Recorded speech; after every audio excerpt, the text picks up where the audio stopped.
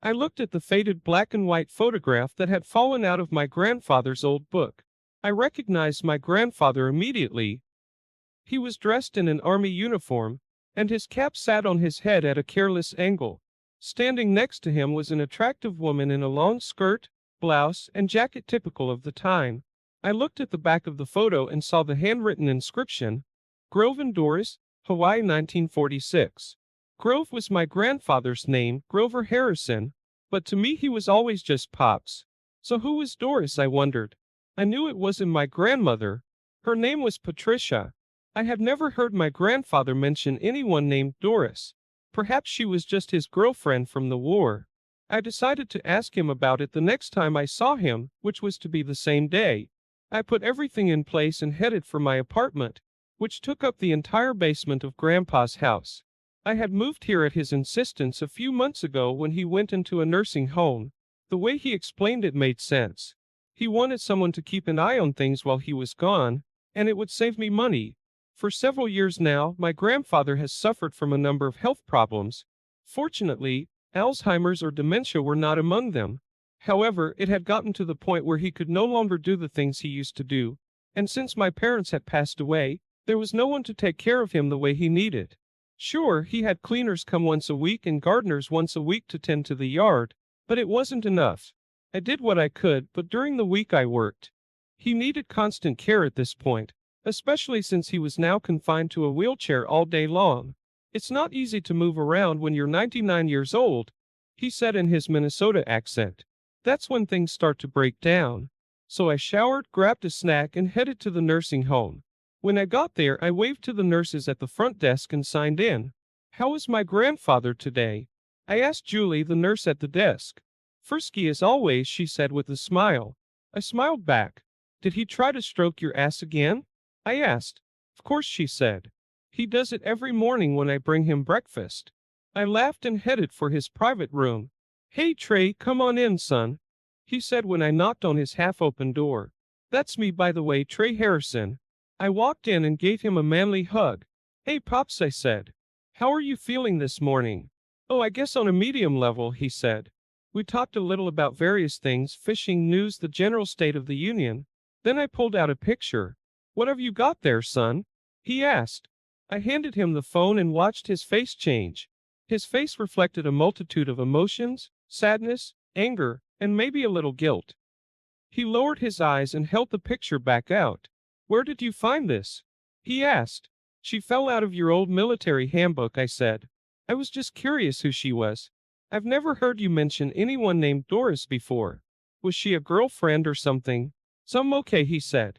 I thought I'd gotten rid of all the pictures of her. Apparently not. I'm sorry, I said. I didn't mean to bring up bad memories. It's all right, son, he said. I think if anyone has a right to know about her, it's you. Look, why don't you get us each a cup of coffee?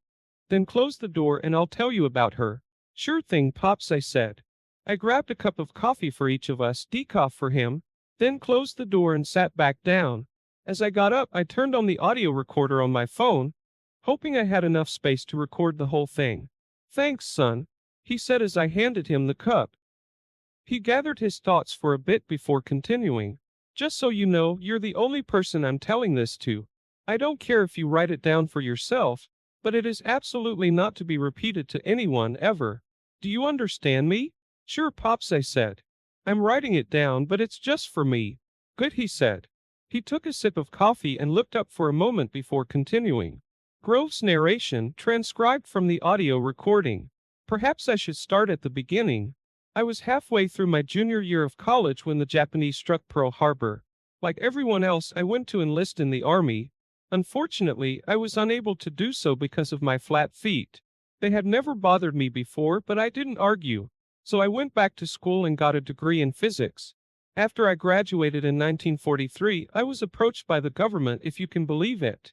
Said they needed my expertise for a new project. Apparently, my flat feet were no longer a problem. So I agreed and signed my name. I quickly went through officer candidate school, was promoted to second lieutenant, assigned to the Army Corps of Engineers, and was assigned to Project Manhattan. I was shocked when I was told what it was. Who would have thought of using nuclear material to build a bomb? It was an exciting time. I got to work with some of the most famous scientists of the time, including J. Robert Oppenheimer and Enrico Fermi. I learned more from them than I did during my entire college years. I was one of over 400 people at the Alamogordo test site when the first bomb test was conducted. We didn't even know if the damn thing would work. But it did, and the world changed that day. I was sent to Tinian, an island in the Pacific, where I was to help set and load the bomb that would be used on Hiroshima. We all hoped it would work and force the Japanese to surrender. The bomb did work, but they did not surrender. 3 days later, we sent another bomb, this time to Nagasaki. We all realized that the stakes were high. If the bomb didn't work, or if the Japanese didn't surrender, we would have to send our guys in to take the country by force. And if that happened, we knew the casualties would be extremely high. Fortunately, it worked. The next day, the Japanese offered to surrender. On August 12th, the United States said it would accept the surrender offer. In early September, the official surrender ceremony took place. I stayed on Tinian for a while and participated in the damage assessment of the Nagasaki attacks. I still have nightmares about it. It wasn't just the physical damage that tormented me. It was bad enough. I saw the survivors and what they had to face. Yes, I was proud that I helped end the war, but I wasn't proud that the 2 bombs I helped deliver to Japan killed over 100,000 people. That still bugs me to this day. I filed reports, and in February 1946, I was transferred to the unit that became Army and Navy Joint Task Force No. 1. About the time news broke about a Soviet spy group in Canada, causing a bit of a stir. I went to Hawaii and vacationed there for a while, and that's where I met her. She introduced herself to me as Doris Hastings, originally from Norman, Oklahoma. She was a delightful woman and very beautiful. We spent a lot of time together, dancing and kissing on the beach. Of course, she could do more than dance. The things this woman did with her mouth drove me crazy. We had what you might call a whirlwind romance, and we were married before a justice of the peace in April 1946. Later that year, I participated in Operation Crossroads, which consisted of 2 nuclear tests at Bikini Atoll. A third test was planned, but it was canceled. In 1947, I re-enlisted in the service and was assigned to a joint nuclear testing operation in Nevada. Doris and I moved to what was then the city of Las Vegas, as it was only an hour away from where the new test center was to be located. Believe me, it was nothing compared to what it is now. Anyway, we went on with our lives, and I thought everything was fine between us. But one day, coming home from a test site, I saw Doris's car parked at a motel on the outskirts of town. I think it was 1948. My memory isn't what it used to be. What was she doing there, I wondered. I could think of only one reason why she might have been at the motel, and it wasn't a good one. I stopped recording when the nurse knocked on the door. My dad and I looked up and saw a young woman enter the room. She walked up to my grandfather and smiled at him. "Are you ready for therapy, Mr. Harrison?" she asked. "Only if you take me," he said with a smile and a wink. I couldn't help but smile as I watched the old man flirt with the young nurse. She smiled back and unlocked the wheels and started nudging him towards the door. "I'm going to be a little busy for a while, son," he told me. "Come back tomorrow and we'll talk some more." "Sure, Dad," I said, hugging him goodbye. "Take care of my grandpa," I said to the nurse. "Sure," she said. I left the room and headed home. I went through his things trying to find any information about this woman, but found nothing. I looked through all of his old papers, seeing lots of commendations, certificates, awards, but nothing that even mentioned this Doris. Not an old marriage certificate. Not any records related to the house in Las Vegas. Of course, if there was anything left, it's probably long gone by now, I thought. I looked at my watch and remembered that I had a date with Karen that evening.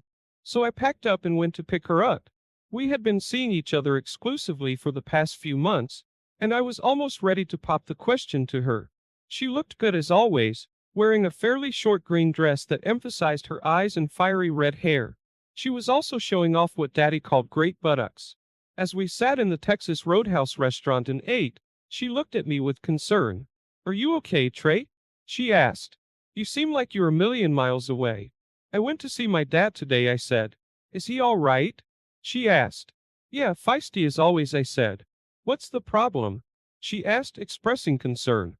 "I found this today in one of his old books from the war," I said, pulling the picture out of my pocket. She looked at it for a moment before she spoke. "Is that your grandfather?" she asked. I nodded my head. "A handsome man." I can see where you get your looks from. He reminds me of the actor Errol Flynn. Who's the woman with him? Her name was Doris. Dad said he was married to her before he married my grandmother, I said. Funny, I don't remember him ever mentioning her before. My parents never mentioned her either. I looked but couldn't find anything in his things that mentioned her. No letters, no notes, no cards, nothing. And you know how he holds on to everything. That sounds like a mystery to me, she said. So are you going to play Sam Spade now? I laughed. No, but I'm curious, I said. I mean, what happened to her? I have people I know who make a living searching public records, she said. I can make a couple calls and see what happens if that helps. If he was married to this woman, we should be able to find something. What was her name? He said it was Doris Hastings and she's supposedly from Norman, Oklahoma, I said. If there is something, I'm sure we can find it, she said. That would be great, I said. Thank you. You're welcome, she said with a smile. So what did your grandfather do during the war? He says he was involved in the Manhattan Project, I said. Isn't that the group that dropped the bomb on Japan, she asked. I nodded my head. Wow, she said. Yes, I said. He's never talked about it before. I know he worked for the government until the late 60s and then went into teaching. That's where he met my grandmother. Karen said. Interesting. We left that topic and finished dinner, then went out for drinks, dancing, and finally back to my house, where she reminded me again why I found her so alluring and sexy. The next morning she woke up early and headed upstairs to make us a light breakfast. I rolled out of bed and went upstairs after doing my morning chores and throwing on my robe. As I went upstairs I saw her in just her apron buttering some bagels. Pressing myself against her firm and appetizing rear end, I kissed her. Watch this, she said, laughing. She handed me a bagel which I gladly accepted. I poured each of us a cup of coffee and we sat down to eat in the breakfast nook. Why are you up so early? I asked. Well, I need to get home to get ready for work, she said. I knew she worked at the DMV office. Her job had her in front of people most of the day, renewing car registrations and the like. Why don't you move some stuff in here so you don't have to leave so early? I asked. Trey, that sounds almost like a commitment, she said with a smile. Are you sure about that? Absolutely, I said, kissing her hand. I could get used to waking up with this every morning. Yes, she asked. Well, you know what they say about redheads, right? You've never seen me lose my temper. Then I'll have to be on my best behavior, I told her. Damn right, she said with a smile. I guess we could try it if you really want up the ante. So what's on your plate tonight? I have a server installation this morning, I said. If all goes well, I'll be done with it in about 2 hours and then I'll go see Pats. I want to hear more of his story. Kay, she said. Don't forget, I'll be at my mom's after work. She promised to help me with something I'm working on. I'll call you tonight, okay? Sounds like a plan, I said. Tell your mom I said hi. I will, she said. Mom really likes you, you know. Yeah, I like her too. She reminds me of you for some reason, I said, making her laugh. Are we still working this weekend? She asked. Remember when you promised to take a rematch for me at the miniature golf course? Sure, I said. Maybe we can visit Daddy if you want. Of course, she said. You know all he does is look at my feet, right? I ran my hand down one of her legs. Can you blame the old man? Asked I. I like to look at those legs myself. You're such a naughty boy, she joked. Only with you, I said, eliciting a smile. After we finished breakfast, she went downstairs, put on her clothes and walked out. I kissed her at the door and watched her get in her car and drive away. I went back into the kitchen and poured some cereal into a bowl. Karen was a wonderful woman, but she ate like a bird. I finished my cereal and went downstairs to get ready for the day. I only had one server to install, and that suited me just fine. I had been self-employed as an IT consultant for the past few years, mostly doing work for various computer manufacturers. They would provide the equipment, set up appointments, and I would do the work, as well as the maintenance that the client agreed to. The customer paid the manufacturer and the manufacturer in turn paid me. The hours were good, the pay was great, and I liked the boss, a man whose face I saw every morning in the mirror. The installation went as I planned, and by 14 o'clock everything was ready and working as it should. The customer signed the statement of work, satisfied that the new system was installed. I jumped in my work truck, scanned the paperwork with the portable scanner, emailed it to the manufacturer and headed to Pabst. Hey Dad, I said, hugging him. How are you doing? Oh, medium pace, I think, he said in that accent I love so much. I suppose you want to hear more about Doris? Yes, I said. If you don't mind. Of course, he said. Have some coffee and I'll tell you some more. I poured each of us a cup of coffee and put his cup in the holder attached to his chair. I sat down and started the recorder. So where was I? Asked Pabst. You just saw Doris's car for the first time at the motel, I said. Oh yes, he said. He closed his eyes and thought for a moment before continuing. Grove continues his narrative. After seeing Doris's car outside the motel that first day, I went home distraught. She had never let me know that she was unhappy in our marriage. She was always loving and warm. I didn't even realize there was a problem. I thought. I guess it's true that the husband is always the last to know about these things. I knew I needed to get more information before I did anything rash. First, I needed to act normal, and that wasn't easy. I was hurt, humiliated, and more than a little upset. It would be very difficult for me to react normally to her if she was actually cheating. I also knew I had to take decisive action, given the delicacy of my position. Something like this could be used against me by a hostile foreign power. I had gone through all the security briefings and had heard that this was the kind of thing the Reds like to use as blackmail. I took out the phone book and looked up private investigator. I called one named James Ham and spoke to his secretary. She put me through to him, and I made an appointment with him for the morning. The next call was to my boss. I explained the situation to him, and he agreed that I needed to deal with it, so he gave me the day off. Shortly after I finished talking, Doris drove up to the house. She came in with a bag of groceries and set it on the kitchen table. I looked closely but didn't see anything unusual. Her clothes looked fresh, her makeup wasn't messed up, and her hair looked as good as the last time I saw her. She came over and kissed my cheek, and I didn't smell anything strange. So, how was your day? She asked. I guess I told her. Even though she was my wife, I was forbidden to give details of my work, so I often spoke in generalities. Just taking care of things as they come. How about you? Same thing, she said. Did some shopping, then went to the store and got something for dinner. So you didn't go anywhere or meet anyone today? I asked. No, nothing else, she said. Why? I couldn't believe it. She had just lied to my face. How long has she been lying to me like that, I thought.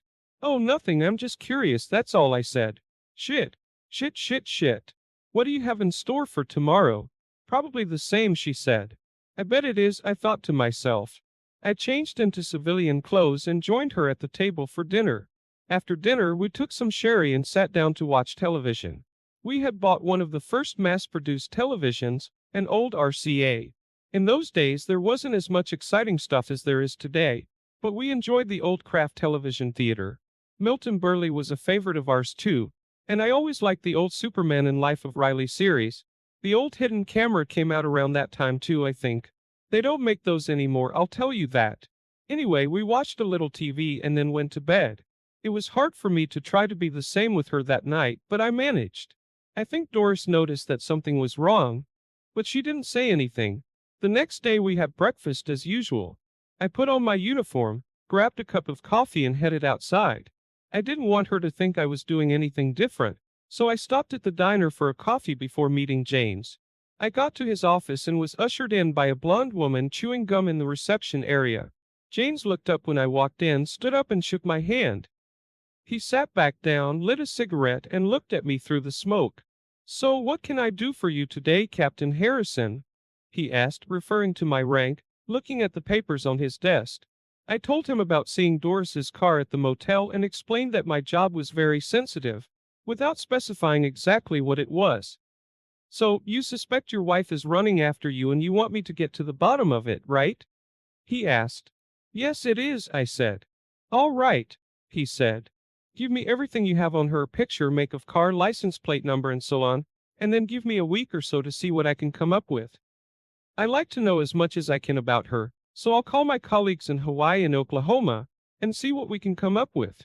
It'll take a few days and cost a little more if that's okay with you. Yes, of course, I said. Don't forget that we didn't have all those fancy gadgets and gimmicks that you young people take for granted today. No, Siri. In those days, a detective had to work hard to get the goods. I gave him information about her car, color, make and license plate number, and then I handed him a picture. The one you found. He furrowed his eyebrows, looking at it. I didn't understand why at the time, but I would later. Okay, James said. In the meantime, don't do anything stupid. Let me do my job. Could be nothing. Maybe she's seeing an old friend or family member. Are you thinking about divorce? I don't know, I said. I guess it depends on what you find out. Okay, he said, holding out a business card to me. This is the name of a lawyer I highly recommend. My secretary will handle my prepayment. I like to have some kind of prepayment to get started, and then I'll bill you for the rest when I'm done. Deal? Yeah, it's okay, I said. Call me in, say 10 days, and I'll have a full report, he said. Thank you, Mr. Ham, I said. You're welcome, and good luck to you, Captain, he said, standing up and extending his hand to me. I shook it, then walked out and settled in at the receptionist's desk. I looked at the card and asked for directions, which the receptionist happily provided. I pulled up to a small house on the edge of downtown that had a sign on it that read, Wilbur Capshaw, attorney at law. Divorces are settled quickly here. In those days, Nevada was considered the divorce capital of the country. I parked and went inside, where another blonde secretary ushered me into the office of Wilbur Capshaw Esquire. I couldn't help but wonder if blondes grow on trees here. Wilbur stood up, shook my hand as I entered, and asked me to sit down. What can I do for you, Captain? He asked. Well, I said, I'm thinking about getting a divorce and wanted to know what my options are. You've come to the right place, he said. Are you looking for a quick Reno-style divorce? I'd like it to be quick, I said. I can easily handle it, he said. On what grounds do you want a divorce? Probably adultery, I said. I'm not sure yet. Oh? He asked. Why not? Well, I don't have conclusive evidence yet, I said. I had someone check it out for me. By someone do you mean Mr. Ham? He asked. He called and said you might come in. I've got a lot of business from him. Yes, I said. He nodded his head. So how does it work? I asked him. How long have you been here in Nevada? He asked. A few months since I was assigned here last year, I told him. Good, Wilbur said. So there's no problem with residency. According to the law, you only have to have lived here for 6 weeks. Can you get someone to testify that you've been here all that time? Absolutely, I said. Even better, he said. Basically it works like this. Once you decide to do it, come to me. I'll prepare the paperwork, file it with the court, and deliver it. And then I'll hire an attorney in Reno to go to court with you. You will have to get there on your own, either by car or train. I suspect you already have a car, right? Yeah, I know, I said, nodding my head. You will then enter the courthouse, you or your attorney will state your case, and if she doesn't contest it, you will walk out a few minutes later, a free man with a divorce decree in your hands. Later, if you want, you can even throw your wedding ring into the Truckee River. Just like that. I asked. Pretty much, he said. Well, I want to see what Mr. Ham finds first, I said. I understand, Wilbur said. You don't want to get off halfway. But just so you know, you can still divorce her. Hell, I know a guy who divorced his wife because she wouldn't let him listen to the radio. Wow, I said. Yes, Wilbur said. He called it cruelty, if you can believe that. Take your time, make sure it's what you need, and then come see me. I'll still be here. Thank you, Mr. Capshaw, I said. Perhaps I will. My pleasure, Captain, he said as he stood up. We shook hands and I left.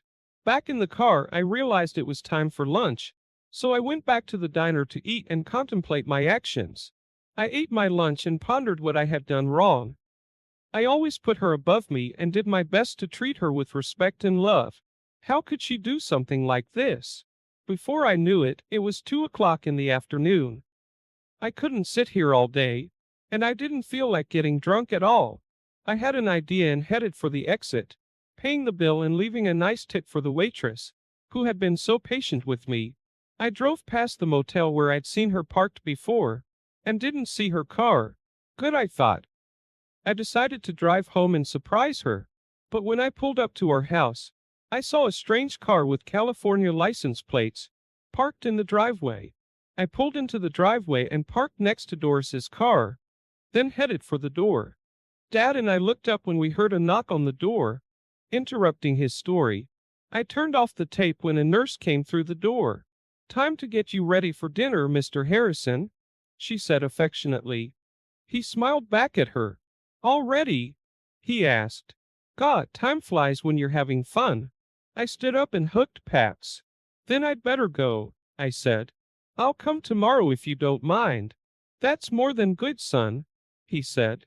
"See you later." I nodded to the nurse as I left and headed home. Once there, I checked my schedule for the next day, which was Friday. I didn't have any installations scheduled, but I did have some maintenance work scheduled that could be done remotely. I sat down at my computer and started searching. I found some old articles mentioning James Ham and learned that he had served in the Office of Strategic Services, or OSS, during the war. The OSS, as I knew from a documentary I once saw on the History Channel, was the predecessor to the CIA. I also found mention of Capshaw, a divorce lawyer who made a lot of money in the 1940s and 1950s from quick divorces. Don't get me wrong, I never had any reason to doubt my grandfather. I just wanted to find something, anything at all, to corroborate his story. After dinner, I got a call from Karen. She was at her mother's house working on some project of her own.